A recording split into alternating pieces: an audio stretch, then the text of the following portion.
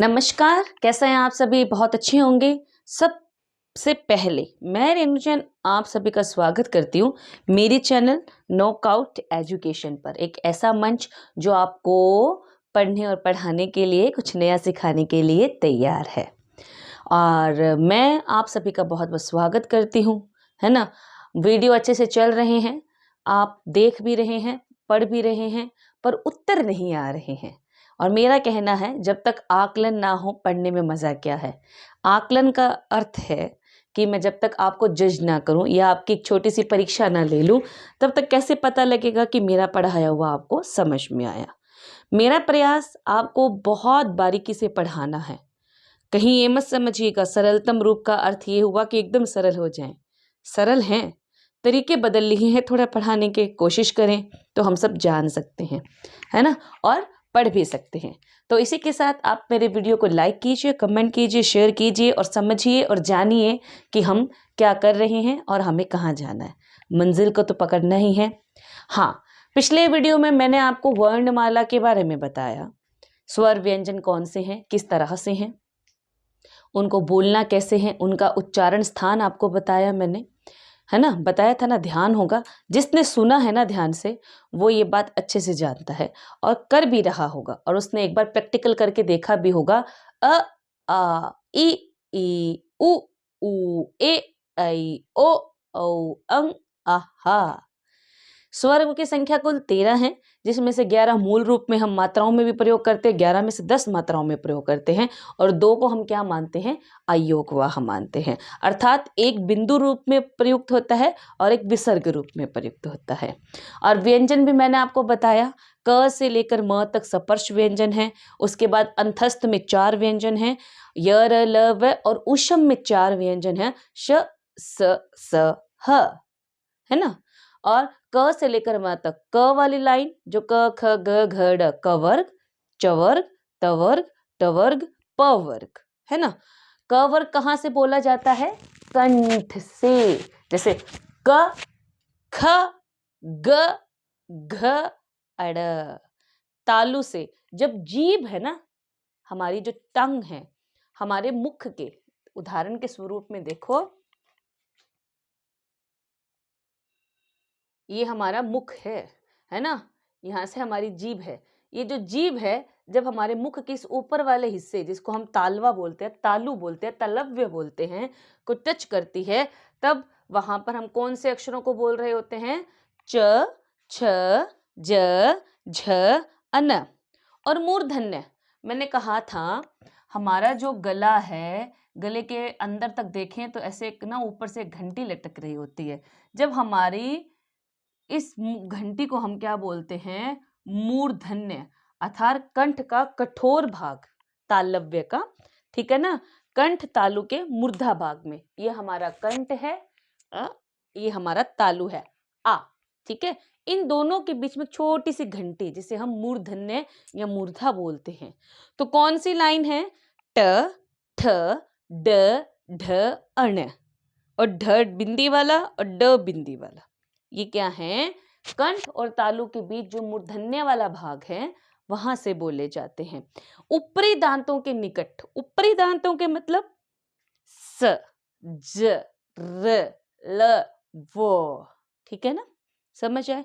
मैंने आपको इनके बारे में बताया था कि हमारे मुख से उच्चारण करते वक्त जो व्यंजन हैं, वो अलग अलग भाग को स्पर्श करते हुए बाहर निकलते हैं। अब देखें, मैंने आपको बताए थे उष्ण व्यंजन। उष्ण का मतलब क्या होता है? गर्मी। जब उनको हम बोलते हैं तो जीभ हमारे मुख के भाग को रगड़ते हुए गर्म हवा बाहर निकालती है। जैसे श, स, स, ह, है ना। तो हमारा जो मुख है, मुख के अंदर के जो हिस्से हैं, इनसे हमारी पूरी व्यंजन माला और पूरी स्वर माला को बोल कर देखिए, आपको बहुत अच्छे से समझ में आ जाएगा कि किस प्रकार ये एक दूसरे के भाग को छूते हुए अपने उच्चारण स्थान से बाहर निकलती है। और मैंने ये भी कहा था कि जो स्वर हैं, स्वर की विशेषता क्या है? वो स्वतंत्र होते हैं, उन्हें बोलने के लिए किसी की सहायता की आवश्यकता नहीं पड़ती, ठीक है। स्वतंत्र होते हैं, सबसे बड़ी विशेषता। और व्यंजन क्या है? व्यंजन अपने मूल रूप में आते हैं, उनको अगर पूर्णता चाहिए तो उन्हें स्वरों की सहायता लेनी पड़ती है, यानी कि व्यंजन स्वरों की सहायता से बोले जाते हैं। स्वर अपने मूल रूप में आते हैं शब्दों में, पर ज्यादातर वो किस रूप में दिखते हैं? मात्रा रूप में। स्वर की मात्राएं मैंने आपको बताई थी, ध्यान होगा। इसको थोड़ा इरेज कर लेती हूं मैं, आपको ध्यान होगा। डस्टर लेने के लिए झुक जाती हूं तो समझिएगा नहीं, मैं बाहर निकल गई हूं। देखिए, अ खाली, आ की मात्रा या खड़ी पाई, ई शब्द के आगे से आने वाली, ई शब्द के पीछे से आने वाली, उ छोटा, उ बड़ा, ए छोटी, ए बड़ी, ओ छोटा, औ बड़ा। अब इनमें जो छोटी मात्राएं हैं, इनको बोलने में हमें 1 या 2 सेकंड का टाइम लगता है, जैसे दिन और दीन, है ना। और बड़ी जो मात्राएं हैं उनको बोलते वक्त थोड़ा ज्यादा समय लगता है, थोड़ा जोर भी पड़ता है, जैसे दिन, दीन। अब हम एक एग्जाम्पल ले लेते हैं, उदाहरण लेते हैं, दिन और दीन। अब देखो, एक मात्रा के अंतर से दोनों शब्दों के अर्थ में भी तो परिवर्तन हो गया ना। दिन का तो मतलब क्या हुआ? सुबह का समय का टाइम, समय, है ना। और दीन का मतलब क्या हो गया? दुखी, गरीब, है ना। अब इसको बोलने में दिन, दीन, दिन, दीन, 1 या 2 सेकंड हार्डली, ज्यादा से ज्यादा, और इसमें 3 से 4 सेकंड, दिन, दीन। तो मात्राओं का फर्क हमें इस प्रकार पहचानना है। पर अगर आप इस बेस को अच्छा करना चाहते हो तो एक बार प्रैक्टिकल अभ्यास जरूर करें, अपने मुख से बोलकर देखें, शब्दों का आकलन करके देखें, तब आपके दिमाग में चीजें बैठ जाएंगी।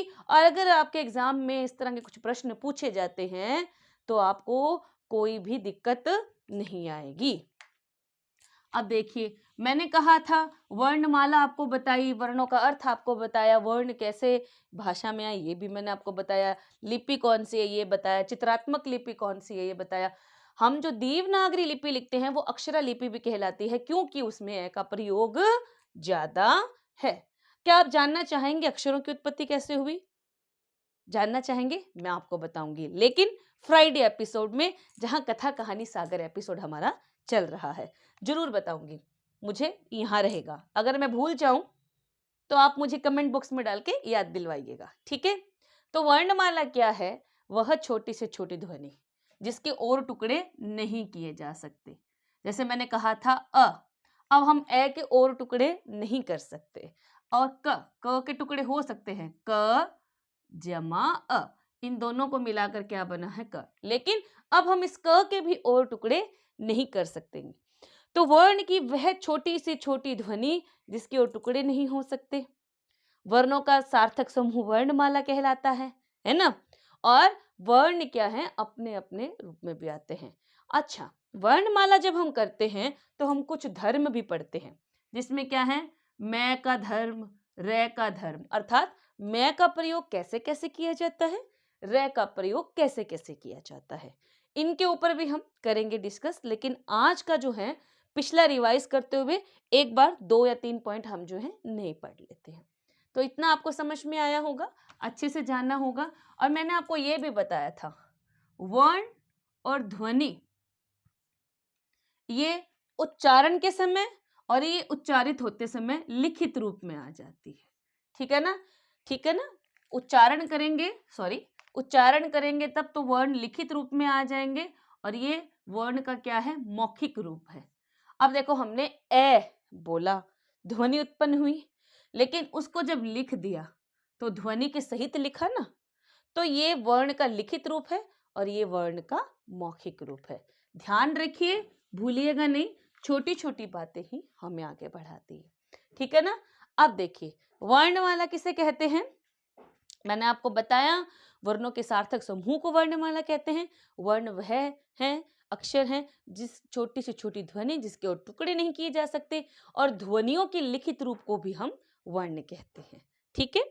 लिपि चिन्ह, जब उच्चारित करते समय हम उन अक्षरों को लिखित रूप में डाल देते हैं और लिखावट के रूप में वो हमें अपनी बात या विचार को प्रकट करने में सहायक होते हैं, वो लिपि कहलाते हैं। हिंदी की लिपि कौन सी है? देवनागरी है। ठीक है। संस्कृत की लिपि कौन सी है? देवनागरी है। लिपि का मतलब भाषा को लिखने का ढंग।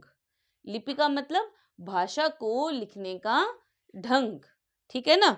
भाषा को लिखने का तरीका लिपि कहलाता है। ठीक है। वर्णमाला के दो भेद मैंने बताए, स्वर और व्यंजन। स्वरों की संख्या मैंने कुल कितनी बताई? 13 बताई। 13 में से मैंने क्या बोला? 11 मूल रूप में प्रयोग होते हैं और 2 क्या हैं? अयोगवाह हैं। सॉरी, अयोगवाह हैं। अयोगवाह कौन से हैं? अंग और आहा। इन दोनों को हम क्या बोलते हैं? अयोगवाह। अंग का जो है मात्रा स्वरूप में बिंदु और ये जो है मात्रा स्वरूप में विसर्ग। विसर्ग जो है ह का काम करता है और बिंदी जो है म का काम करती है। ठीक है ना? और विसर्ग का अत्यधिक प्रयोग कौन सी भाषा में होता है? संस्कृत भाषा में होता है। याद रखिए, छोटी छोटी बातें हैं। स्वर क्या है? 3 प्रकार के, ह्रस्व, दीर्घ, पुलुत। अच्छा, मात्रा मैंने आपको बताया था, स्वर क्या होते हैं? मात्रा रूप में प्रयोग होते हैं। पर मात्रा भी क्या है? 2 प्रकार की होती है, लघु मात्रा और गुरु मात्रा। लघु मात्रा कौन सी होती है? जिनको बोलने में कम समय लगता है, और गुरु मात्रा जिनको बोलने में थोड़ा ज्यादा समय लगता है। और जो दीर्घ होता है ना, उसकी मात्राएं जो होती हैं वो गुरु मात्रा होती हैं। क्यों? क्योंकि वो बड़ी होती हैं और उनको बोलने में थोड़ा समय लगता है। ठीक है। ह्रस्व स्वर क्या होते हैं? जिनको बोलने में 1 या 2 सेकंड लगे, कम से कम समय, एक मात्रा का समय। एक मात्रा यानी कि अ, इ, उ, री, है ना? और दीर्घ 2 मात्रा का समय लगे। 2 मात्रा यानी आ, ई, उ, ए, ऐ, ओ, औ। ठीक है। प्लुत जिसमें 3 मात्रा का समय लगे। आसान सा उदाहरण मैंने लिखा है, ओम।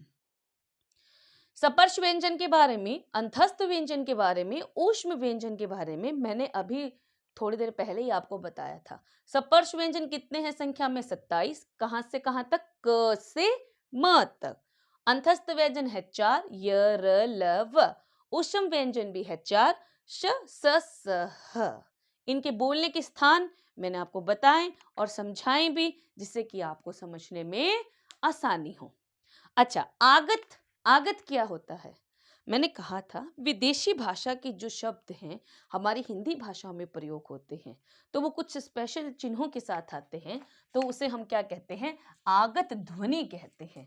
जैसे क के नीचे बिंदी, ज के नीचे बिंदी। एक तो हम बोलते हैं ज और एक हम बोलते हैं ज, जीभ के नीचे से रगड़ कर ज, है ना? एक हम बोलते हैं फ और एक हम बोलते हैं फ। तो मैंने कहा ना, हमारी भाषा क्या है? वैज्ञानिक है, हर बात का लॉजिक है उसमें, और वो जो बात कहती है उस बात के तथ्य को आधार पर भी रखती है। तो ये है। ठीक है। अब मैंने आपको संयुक्त व्यंजन बताए थे, 4 होते हैं, छ, ज्ञ, त्र, श्र। ध्यान रखिए कितने होते हैं संयुक्त व्यंजन? 4। कौन कौन से? छ, त्र, ज्ञ, श्र। अब देखिए, कई बार प्रश्न आ जाता है कि 6 का जो संयुक्त है, मतलब ये जो 6 संयुक्त व्यंजन है, ये किन 2 व्यंजनों से मिलकर बना है? उदाहरण दे दिया, क, स, जमा अ, क, स। ठीक है। और दोनों अ और ब, या इनमें से कोई नहीं। अब हम कंफ्यूज हो जाएंगे कि इनमें से 2 ऑप्शन में से कौन सा सही है ना? अब मैं बताती हूं। अगर हम श को इस रूप में संयुक्त करके लिखते हैं तो भी सही है, और हम इस रूप में लिखते हैं तो भी सही है। क्यों? क्योंकि मैंने बताया था जब वर्ण पूरा नहीं होता तो उसके पाँव में हम क्या लगाते हैं? हलन। और जब वर्ण स्वर के साथ आकर पूर्ण हो जाता है तो उसके पाँव में हलन की आवश्यकता नहीं होती। तो ये दोनों ही सही हैं। क्योंकि अब समय बदल रहा है, तो मैंने आपको बताया था कि हिंदी में भी बहुत सारे क्या हैं? परिवर्तन आ रहे हैं। अब अगर आप 3 साल पहले की बुक लो और अब की कोई बुक लो, तो इनमें आपको बहुत सारी चीजें क्या है? परिवर्तित रूप में नजर आएंगी। ठीक है। तो आपको ये संयुक्त व्यंजन का तरीका समझ में आया। छ क जमा श जमा अ से बना है। अगर हम इसमें अ को जोड़ दें तो ये क्या है, पूर्ण हो जाएगा। इसी तरह त जमा र जमा अ को इस तरह से लेकर हमारे 4 संयुक्त व्यंजन बने हैं।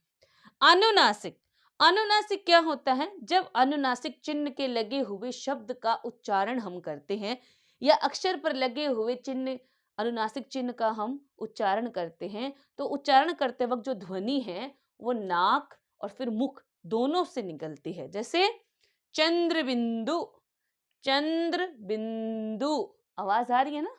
चंद्र बिंदु नाक और मुख दोनों से आती है, उसे हम क्या कहेंगे? अनुनासिक स्वर।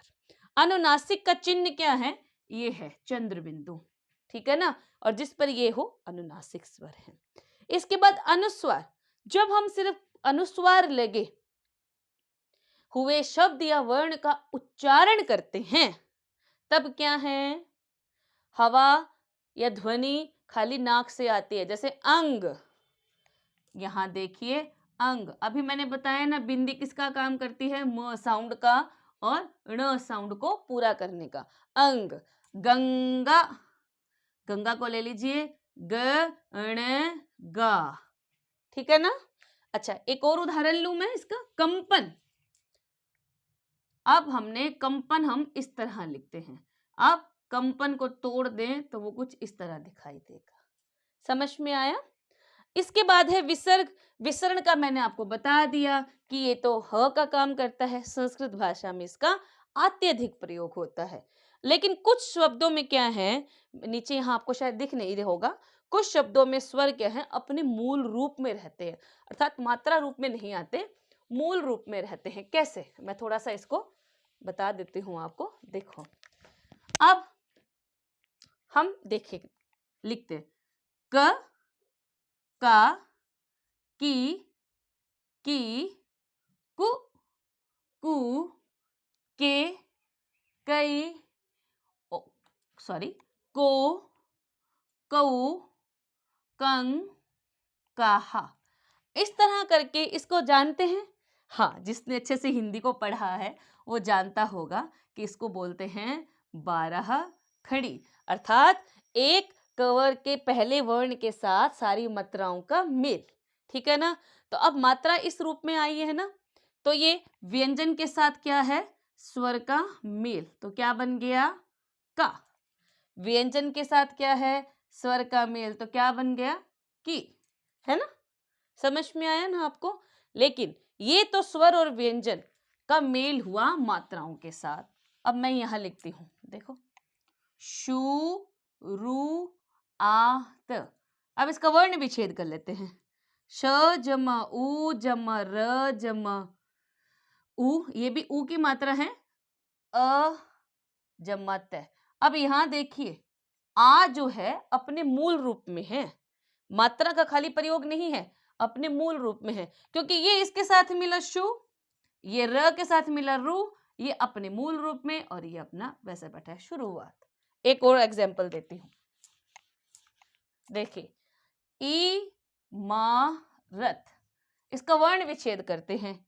ई अपने मूल रूप में है, मात्रा के साथ नहीं है, अपने मूल रूप में है। अगर अपने मूल रूप में नहीं होता और मात्रा रूप में होता तो कुछ इस तरह से, समझ रहे हैं ना?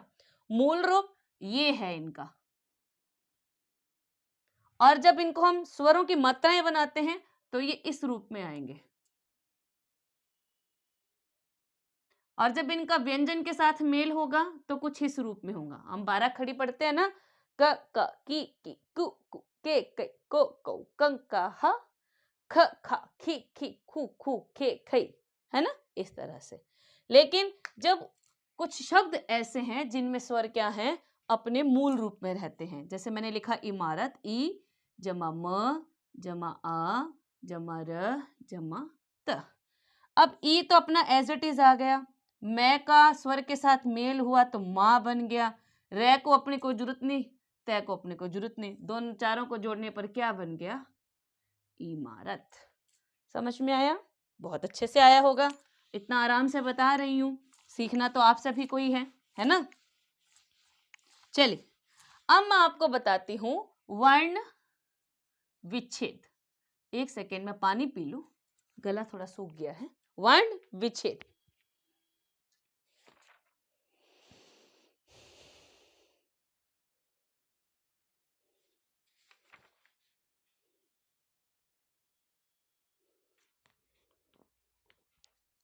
हाँ जी, सॉरी, मैं पानी पीने चली गई थी तो थोड़ा वीडियो से बाहर थी। वर्ण विच्छेद का मतलब क्या होता है? मैंने कहा कि स्वर और व्यंजन दो होते हैं। स्वर स्वतंत्र होते हैं और जबकि व्यंजन स्वर की सहायता से बोले जाते हैं, है ना? यही बताया था ना। वर्ण क्या है? दो प्रकार के, स्वर और व्यंजन। स्वर क्या होते हैं? आजाद हैं, स्वतंत्र हैं, उन्हें उनका अपना अस्तित्व है, उनकी जरूरत नहीं है किसी को भी सहायता की।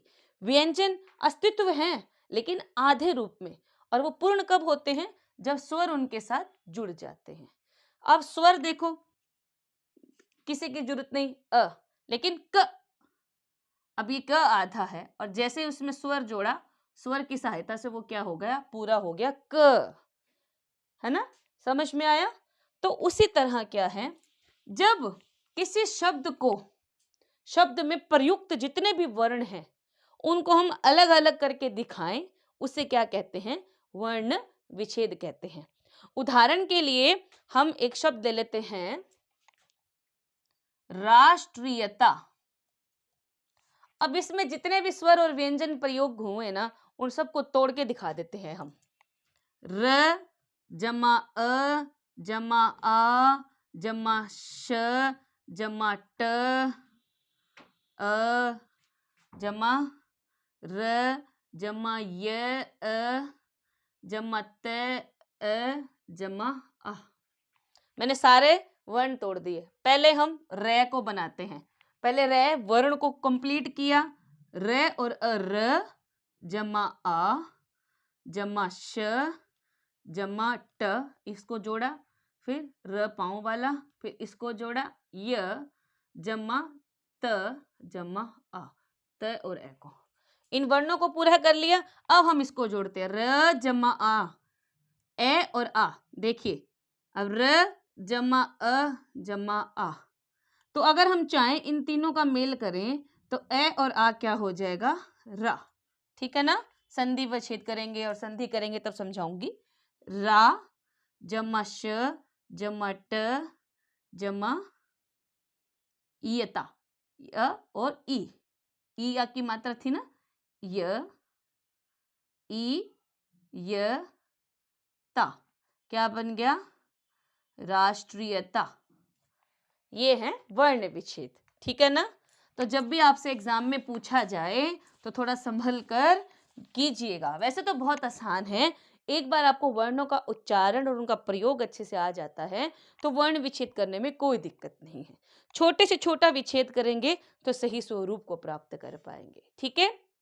इसी के साथ मैं रेणु जैन मिलती हूँ आपसे अगली वीडियो में। लेकिन अगली वीडियो में हम क्या करेंगे? हमने संयुक्त, अयोगवाह, अनुस्वार, अनुनासिक, संयुक्त वर्ण, वर्ण विच्छेद, वर्णमाला, स्वर व्यंजन, उनके प्रयोग देखे। और अब अगली वीडियो जब आएगी उसमें हम करेंगे अलप प्राण, महाप्राण। ठीक है? तब तक के लिए मेरी वीडियो को लाइक कीजिए, कमेंट कीजिए, शेयर कीजिए। प्रश्न आज मैंने कोई पूछा नहीं है, पुरानी वीडियो में जितने भी प्रश्न पूछे गए हैं उन सबके उत्तर लिख भेजिए। और कथा कहानी सागर शुक्रवार एपिसोड हमने शुरू किया है विक्रम बेताल की कहानी से, तो उसके इतिहास को समझिए, जानिए और अपने उत्तर हमें लिख भेजिए अपने कमेंट बॉक्स के अंदर। उस रिस्पेक्टिव कमेंट बॉक्स का प्रयोग कीजिए क्योंकि वो प्रयोग करने के लिए दिया गया है। आकलन में साथ दीजिए, मेरी प्रतियोगिता में भाग लीजिए और जानिए नई नई चीजें रेणु जैन के साथ नॉकआउट एजुकेशन मंच पर। तब तक के लिए आपसे विदाई लेती हूँ और मिलती हूँ अगली वीडियो में। धन्यवाद। लाइक कीजिए, कमेंट कीजिए, शेयर कीजिए और लगे रहिए।